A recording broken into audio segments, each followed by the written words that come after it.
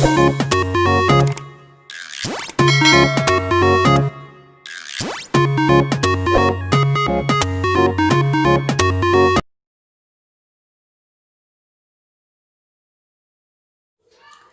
Students, आशा करती हूँ कि आप सारे लोग बहुत अच्छे होंगे और सारे ही अपने घरों में एकदम से सुरक्षित होंगे। वेलकम टू किरण आदि शिक्षा। यहाँ पर हम स्टडी करने वाले हैं एनसीईआरटी क्लास 6 का चैप्टर नंबर 9, जिसका नाम है डेटा हैंडलिंग। ये चैप्टर जो है बहुत ही इंपॉर्टेंट चैप्टर है और ये आप सारी क्लासेस में आगे भी पढ़ेंगे, 7th में पढ़ेंगे, 8th में पढ़ेंगे, 9th में पढ़ेंगे, 10th में पढ़ेंगे, फर्दर भी पढ़ते ही रहेंगे। तो इसमें हमको जो है सबसे पहले इसके बेसिक कंसेप्ट को जानना ज़रूरी है। लेकिन इससे पहले कि मैं वीडियो को शुरू करूँ, मैं आपको एक बात बता दूं कि इससे पहले मैं जो है आपको 8 चैप्टर पढ़ा चुकी हूँ और उन 8 चैप्टर्स की इंपॉर्टेंट वीडियोस को अगर किसी बच्चे ने नहीं देखा है तो फटाफट से चैनल को सब्सक्राइब कीजिए। वहाँ पर मैंने 6 क्लास की एक अलग से ही प्लेलिस्ट बनाई हुई है, जिससे कि आपको इधर उधर जाकर वीडियोज़ को ढूंढना ना पड़े। जैसे ही आप चैनल सब्सक्राइब करेंगे और प्लेलिस्ट में जाएंगे, वहाँ पर आपको क्लास 6 की एक प्लेलिस्ट मिल जाएगी और वहाँ पर आपको जितने भी मैं ये 8 चैप्टर्स पढ़ा चुकी हूँ उन सब की वीडियोज़ जो है पार्ट वाइज छोटे छोटे पार्ट्स में मिल जाएंगी, जिससे कि लॉकडाउन में घर बैठे आराम से आप अपनी मैथ्स की स्टडी को कंटिन्यू कर सकते हैं बिना किसी टेंशन के। साथ ही 6 to 10 के लिए सारी ही क्लासेस की वीडियोस वहाँ पर उपलब्ध हैं, तो आपके छोटे बड़े भाई बहन, आपके दोस्त, आपके रिश्तेदार सभी इसका फ़ायदा उठा सकते हैं। लेकिन उसके लिए आपको एक काम करना पड़ेगा। क्या करना पड़ेगा? उसके लिए आपको उनके साथ चैनल के लिंक को शेयर करना पड़ेगा, जिससे कि लॉकडाउन में वो भी इन फ्री वीडियोज़ का फ़ायदा ले सकें, क्योंकि इसका कोई भी चार्ज नहीं है। तो हम शुरू करते हैं। डेटा हैंडलिंग क्या होता है? देखिए, जब हम कोई भी प्रोजेक्ट करते हैं, मान लीजिए हमको कोई प्रोजेक्ट दिया जाता है, स्कूल से हमें बहुत सारे मैथ्स के प्रोजेक्ट मिलते हैं, तो हम क्या करते हैं, पहले उस प्रोजेक्ट के बारे में जानकारी इकट्ठी करते हैं, ठीक है, इन्फॉर्मेशन इकट्ठी करते हैं। जैसे मैं एक बहुत ही कॉमन आपको एग्जांपल दूंगी, मैं हमेशा बच्चों को एग्जांपल देती हूँ।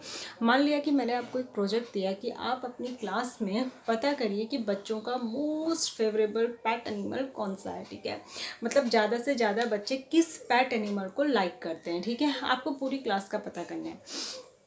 तो आप क्या करेंगे? अच्छा, पूरी क्लास में थोड़ा सा दायरा बढ़ा देती हूँ आपका। अगर आपको क्लास 6 to 8 का पता करना है या फिर क्लास 6 के दोनों सेक्शन का पता करना है, अब क्लास 6 के दोनों सेक्शन में अगर 40 और 40 80 बच्चे हैं, तो आपको क्या करना पड़ेगा? सबसे पहले आप सारे बच्चों से पर्सनली मिलकर पूछेंगे, ठीक है, सारे बच्चों से पूछेंगे कि तुम्हारा जो है फेवरेट एनिमल कौन कौन सा है, ठीक है। तो आप क्या करेंगे, पहले जो है क्लास 6 मान ली 6A और 6B दो सेक्शन है, तो आप सारे 80 बच्चों के नाम लिखेंगे सीरियल वाइज उनके स्कूल अटेंडेंस रजिस्टर से। उसके बाद आप एक एक बच्चे से मिलकर उसके पेट एनिमल का नाम पूछेंगे। मान लें किसी ने कहा उसका जो है डॉग है, तो आप उसके आगे डॉग लिख देंगे। किसी ने कहा कैट है, तो उसका पेट एनिमल कैट लिख देंगे। किसी ने कहा रैबिट है, तो आप रैबिट लिख देंगे। किसी ने कुछ और कहा काव कहा, तो आप काव लिख देंगे। किसी ने गोट कहा, आप गोट लिख देंगे। ऐसे करके आप पहले जनरल इन्फॉर्मेशन इकट्ठी करेंगे, ठीक है। तो ये जो जनरल इन्फॉर्मेशन आप इकट्ठी कर रहे हैं, इसी को जो है डेटा कहते हैं, ठीक है। तो सबसे पहले आपको पता होना चाहिए कि डेटा किसे कहते हैं, डाटा, डेटा, जैसे भी प्रोनाउंस आप करना चाहें। तो ये है collection of numbers. Data is a collection, माने इकट्ठा करना, कलेक्ट करना किसी चीज को। Collection of numbers, collection of numbers, ठीक है। गैदर्ड माने इकट्ठा किया हुआ, collection of numbers gathered to give some information, ठीक है। अब ये जरूरी नहीं, यहाँ पर आपकी बुक में ये डेफिनेशन दी है, तो जरूरी नहीं है कि यहाँ पर कलेक्शन ऑफ नंबर्स ही हो, किसी और चीज़ का कलेक्शन भी हो सकता है, नेम का कलेक्शन भी हो सकता है, जैसे कि मैंने आपको बताया। तो एक तरीके से कलेक्शन ऑफ जानकारी इकट्ठी करने को हम कहते हैं, ये डेटा है, ठीक है। अब आपको उसमें से मैंने आपको प्रोजेक्ट दिया, ठीक है, तो आप क्या करेंगे, क्या वो इतनी बड़ी 80 बच्चों की लिस्ट लाके मुझे थमा देंगे कि मैम इसमें से ढूंढ लीजिए और कौन सा किसका पेट एनिमल फेवरेट है? तो उससे लेकिन मुझे ये कैसे पता चलेगा कि उसमें से मोस्ट फेवरेबल कौन सा है? मतलब मोस्ट फेवरेबल का मतलब सबसे ज़्यादा बच्चे किस पेट एनिमल को पसंद करते। तो मैंने आपको खुद प्रोजेक्ट दिया, तो मैं खुद थोड़ी ना ढूंढूंगी, आप मुझे वो इन्फॉर्मेशन इस तरीके से छोटे से फॉर्म में ला के देंगे कि मुझे एकदम से देख के जो है पता चल जाए। तो उसी को कहते हैं डेटा हैंडलिंग। डेटा तो हमने इकट्ठा कर लिया, डेटा रिकॉर्ड कर लिया, ठीक है, लेकिन उसको हैंडल करने का, उसको ऑर्गेनाइज करने का, ऑर्गेनाइजेशन ऑफ डेटा, ठीक है, ऑर्गेनाइजेशन ऑफ डेटा पहले डेटा इकट्ठा करा, कलेक्ट करा, उसके बाद उसको ऑर्गेनाइज करना है, ठीक है। तो डेटा ऑर्गेनाइज करने के लिए हम बहुत सारे मेथड्स का यूज़ करते हैं। इसमें से एक होता है पिक्टोग्राफ, ठीक है, एक होता है पिक्टोग्राफ, उसके बाद होता है बार ग्राफ,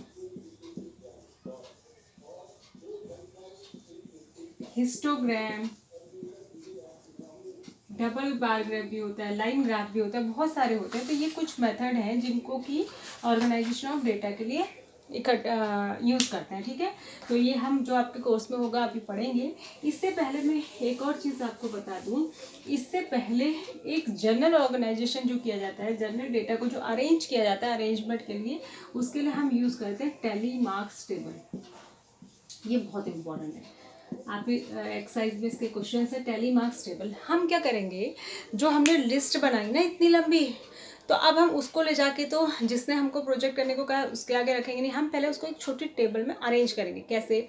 जैसे मान लिया कुल मिला के सारे बच्चों ने 2-4 ही एनिमल के नाम बताए हैं, मान लिया इससे ज़्यादा किसी ने नहीं बताए, ठीक है।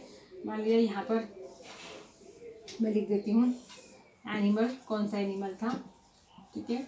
मान लिया कैट, डॉग, रैबिट, काव और गोट, बस सारे बच्चों ने घूम फिर के मान लिया यही बताया, ठीक है। तो आपको ये देखना पड़ेगा ना कि कैट कितने बच्चों ने बताया, ठीक है। यहाँ पर लिखेंगे टैली मार्क्स। अभी मैं बताती हूँ टैली मार्क्स क्या होते हैं। टैली माने काउंट करना, और यहाँ पर टोटल नंबर्स, ऐसी हम एक टेबल बनाते हैं, इसको हम कहते हैं टैली मार्क्स टेबल। कैसे? आपके पास वो लंबी सी 80 बच्चों की लिस्ट है, ठीक है। अब आपको उसमें से ये देखना है कि कैट कितने बच्चों के नाम के आगे लिखा है। अगर आप ऐसे लिस्ट में देखते जाएंगे, गिनेंगे, तो हो सकता है आपसे गलती हो जाए, टोटल काउंटिंग में ज़्यादा कम हो सकता है। तो उसके लिए टैली मार्क्स यूज़ किया जाता है। कैसे? जैसे ही आपको एक के आगे कैट नाम मिला, आपने यहाँ पर एक डंडी खींच दी ताकि आप भूले नहीं। फिर आपको एक और कैट नाम मिला, आपने यहाँ पर एक और खींच दी। फिर जैसे जैसे एक एक करके मिलते गए, आप डंडी खींचते गए। लेकिन इसमें बनाने का एक तरीका होता है, जैसे 5 पूरे होते हैं, 1 2 3 4 5 पूरे होते हैं, तो 5वें को ऐसे खींचते हैं, क्योंकि इसको देखते ही हमें पता चल जाता है 5 का पूरा गुच्छा है, ठीक है। तो आपको 5 मिले, फिर 6 मिले, 7 8 9, फिर 10 मिले, तो ये 2 हो गए, तो ये 10 हो गए, फिर 2 और मिल गए, तो ये 12 हो गए। बस इतने ही आपको मिले, ठीक है, 12 आपको मिले, ठीक है। तो यहाँ पर आप लिख देंगे 12। उसके बाद अब आए आपके डॉग, डॉग वाले मिले आपको 1 2 3 4 5, फिर 1 2 3 4 5, फिर 1 2 3 4 5, फिर 1 2 3 4 5, ठीक है। और फिर आपको मिले 1 2 3, यानी कि आपको 5 10 15 20 23 मिले, ठीक है। फिर आपने कहा रैबिट, रैबिट वाले आपको मान लिया रैबिट वाले मिले आपको 1 2 5 10 15 20 20 मिले, ठीक है। और आपको काऊ वाले मिले,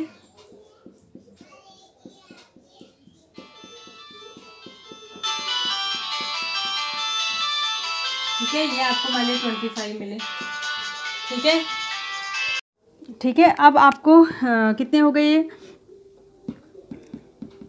ये हो गए आपके 25 और 20, ये हो गए आपके 45 और 55 65 75 और 75 और 80। तो अब ये आपको 20 बचेंगे,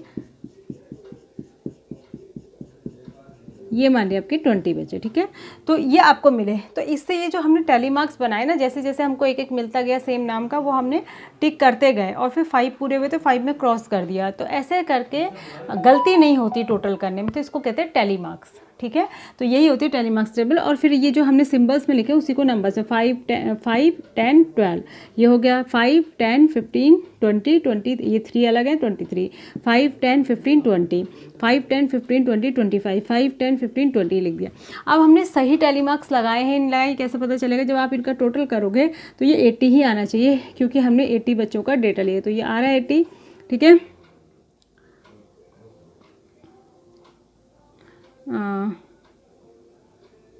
नहीं 80 नहीं आ रहा है, कितना आ रहा है?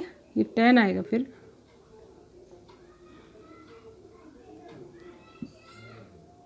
अब आएगा ना 5 3 8 9 10 का 0 कैरी 1 1 और 1 2, 2 4, 2 6, 2 8, ये अभी भी ज़्यादा आ रहे हैं। इसको हम 15 कर लेते हैं, एक मिनट। हाँ, ये तो मैं खाली आपको बता रही हूँ। ये हो गया, ये 10, ठीक है। तो ये जब आप ऐड करेंगे तो ये हो जाएगा 80। तो इसको कहते हैं टैली मार्क्स टेबल। ये तो हुआ जनरल अरेंजमेंट ऑफ डेटा। उसके बाद हम क्या करते हैं, फिर इसको जो मैंने आपको बताया था पिक्टोग्राफ या बार ग्राफ, उस तरीके के ग्राफ बनाते हैं, ठीक है। तो वो अलग मेथड है। तो सबसे पहले आपकी जो पहले एक्सरसाइज है उसमें आपको टैली मार्क्स टेबल बनाने को भी देगा, और उसके बाद कहीं पे पिक्टोग्राफ बनाने को भी देगा, कहीं पे बार ग्राफ बनाने को भी देगा। तो इसी तरीके के क्वेश्चन इसमें होते हैं। अभी मैं जब आपको एक्सरसाइज कराऊंगी तब मैं इसके क्वेश्चंस को आपको समझाऊंगी, तो आपको ज़रूर से अच्छे से समझ में आ जाएगा। तब तक आप इस जनरल वीडियो को देखिए, इसको समझिए, 2-3 बार इसको देखिए, तो आपको ज़रूर से समझ में आएगा, ठीक है। तब तक के लिए अपना ध्यान रखिए, सुरक्षित रहिए। Thanks for watching, God bless you.